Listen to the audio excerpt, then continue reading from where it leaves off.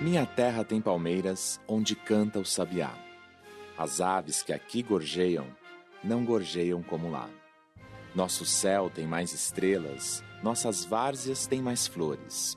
Nossos bosques têm mais vida, nossa vida mais amores. Em cismar sozinho à noite, mais prazer encontro eu lá. Minha terra tem palmeiras onde canta o sabiá.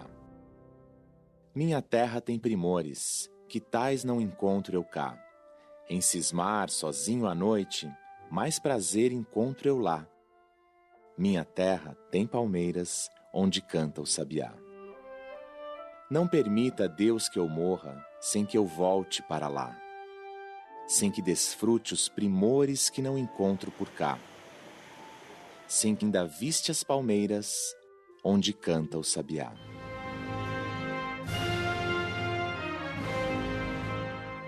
O poema Canção do Exílio foi escrito por Gonçalves Dias em 1843, época em que o Brasil vivia uma forte onda de nacionalismo deflagrada pela proclamação da independência alguns anos antes, em 1822. Quando escreveu Canção do Exílio, Gonçalves Dias vivia fora do Brasil. Era estudante de Direito da Faculdade de Coimbra, em Portugal. Daí, o desejo manifesto no último verso. Não permita, Deus, que eu morra sem que eu volte para lá, sem que desfrute os primores que não encontro por cá, sem que ainda viste as palmeiras onde canta o sabiá. Bem, Gonçalves Dias voltou para o Brasil, avistou novamente as palmeiras, ouviu o canto do sabiá e viu seu poema ganhar prestígio. Mas ele provavelmente não imaginou que seus versos iriam aparecer em outras obras literárias das mais diferentes épocas.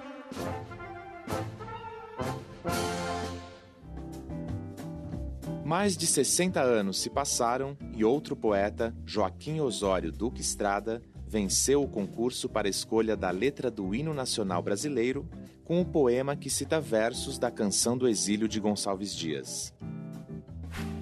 Nosso céu tem mais estrelas, nossas várzeas têm mais flores. Nossos bosques têm mais vida, nossa vida mais amores. Do que a terra, mais da vida, teus risonhos lindos campos têm mais flores. Nossos bosques têm mais vida, nossa vida no teu seio mais amores. Essa inserção de um texto em outro tem nome. Se chama intertextualidade implícita. A intertextualidade implícita é quando partes de outros textos estão de alguma forma marcados no texto novo. Não necessariamente é preciso que esteja o enunciado propriamente dito, mas algo que lembre o enunciado de outros. Então fica diluído, eu não consigo identificar, diferenciar o que fui eu que falei e o que foi o outro que falou, porque eu me apropriei daquela fala dele de uma forma muito particular, né, no sentido de tentar diluir, deixar implícito apenas. Só quem conhece o que o outro falou, quem conhece aquele texto, é que vai saber que eu estou citando uma outra voz. E se você pensa que a intertextualidade com a Canção do Exílio parou no hino nacional, se engana. Nos anos 20, auge do movimento modernista no Brasil, Oswald de Andrade se debruçou sobre o poema de Gonçalves Dias para escrever o seu Canto de Regresso à Pátria. Veja um trecho. Minha terra tem palmares, onde gorjeia o mar. Os passarinhos daqui não cantam como os de lá. Minha terra tem mais rosas e quase que mais amores. Os 81 anos que separam os poemas de Gonçalves Dias e Oswald de Andrade mostram as diferenças na visão que cada um tinha de nacionalismo. Gonçalves Dias foi da primeira geração de escritores do romantismo, que se caracterizou pela exaltação de aspectos positivos de forma idealizada.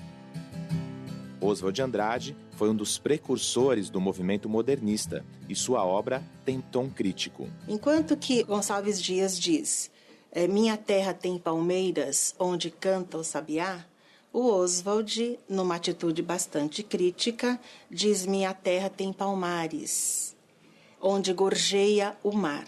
Ora, Palmares é uma referência clássica aos quilombos, não é? E, portanto, há uma crítica aí à escravidão. E o mar gorjear também tem uma oposição com o canto do sabiá. E é importante perceber que o primeiro poema ele faz parte de uma geração romântica que tinha o amor como forma de expressão muito positiva. Já o poema de Oswald, ele diz: minha terra não tem amores, ele já está negando aquela vertente romântica própria do romantismo. Então, nós temos aí duas oposições, inclusive. A época do Oswald já não é mais uma época do mesmo ufanismo de criação do ideal nacionalista. Oswald, ele já está num outro momento também nacionalista, porém muito mais crítico. E um momento também em que os amores não estão tão presentes assim nas relações sociais. Intertextualidade explícita é aquela em que uma obra é citada literalmente dentro de outra. Nesse caso, é preciso usar aspas e dar crédito ao autor do texto citado. Quando a gente vê numa notícia de jornal, ou numa reportagem, ou num artigo de opinião, o autor do texto citando literalmente, né, a fala do outro, né, quando eu vejo trechos de depoimentos que as pessoas deram para reportagens, para notícias, ou citações que o autor de um artigo de opinião faz para reforçar a sua argumentação, né, cita um especialista no assunto.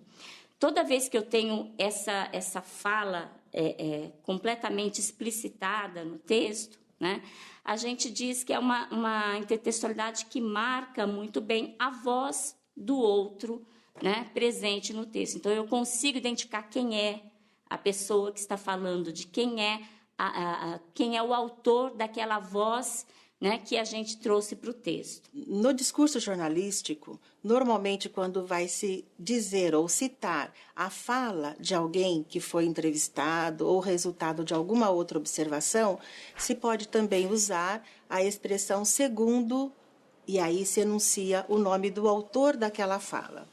No mundo acadêmico, é uma forma de respeito e de referenciação aos autores que são utilizados no universo científico. A intertextualidade estilística se dá quando não há trechos literais de outra obra. A intertextualidade estilística é a mais sutil, porque é preciso perceber e saber, naquele texto novo, o que é que está sendo trazido de outros textos. Por exemplo, um conto atual, ele pode retomar de alguma forma temas de que foram tratados em outros contos. No conto João e Maria, de Ricardo Ramos, vemos várias referências a um conto de fadas escrito pelos irmãos Grimm. O título é o mesmo e os personagens são crianças em situação de risco. No conto de fadas do século XIX, os dois irmãos conseguem se livrar da bruxa má e voltam juntos para casa. Mas vocês parecem tão famintos e como são magrinhos. Na história atual, Maria passa a enxergar através das córneas doadas pela mãe de João, que morreu muito jovem. Dessa forma, o autor dá a ideia de que as duas crianças saem da escuridão. João, eternizado pela doação, e Maria, agraciada por voltar a enxergar. Como ele está atualizado na nossa realidade, a intertextualidade se dá apenas pela retomada dos nomes dos personagens, João e Maria.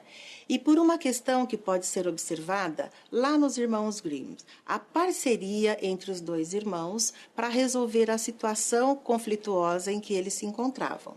Em Ricardo Ramos, nós temos uma parceria que se dá pela ação da mãe de um dos personagens. E a parceria se concretiza a partir do momento em que há a doação dos olhos para resolver um problema de espera muito longa da menina. Então, há uma vinculação temática, e daí podemos dizer que estilística. Ela está presa no forno, estamos salvos! Obrigada, irmãzinha, muito obrigado. Eu bati a porta do forno e tranquei a bruxa lá dentro. Essa é a melhor notícia que eu já ouvi na minha vida. Os autores que trabalham com intertextualidade costumam dizer que não há textos genuinamente novos. Todos os textos com os quais nós dizemos as nossas coisas hoje, eles estão marcados com textos que vêm sendo construídos ao longo da história.